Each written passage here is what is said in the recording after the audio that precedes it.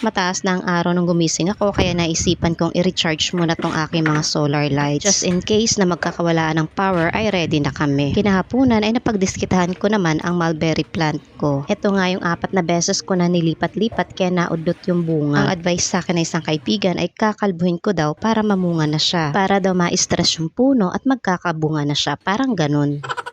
At ang sabi ng isip ko, sana all. Kasi ang tao kapag nai-stress ay hindi gumaganda, kabaliktaran pa nga. Pero iba pala kapag halaman ang nai-stress na mumunga. Kung totoo man o hindi ay malalaman ko pa sa mga susunod na araw. Nagpa-cute pa nga ni.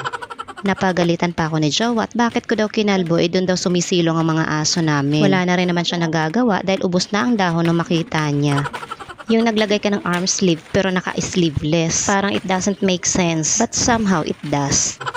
Dahil hindi naman nangati yung braso kong exposed at ang dami niyang aphids ha. Ang tataba at ang lalaki na ng mga dahon niya pero hindi pa rin siya namumunga kaya ayan, deserve niyang kalbuhin. Siguro naman stress na siya sa ginagawa ko sa kanya. Pati mga sanga ay binabali ko na.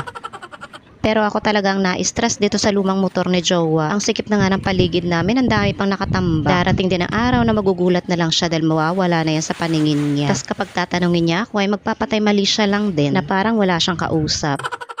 Matagal ko na siyang sinasabihan na i-dispatch niya na yan dahil wala na nga kaming space. Pero wag daw dahil may sentimental value kineme. Remembrance charurut dahil yun daw ang una namin na ipundar na gamit. Sabi ko naman ay gamit lang yan at kung wala nang pakinabang ay i-dispatch siya na.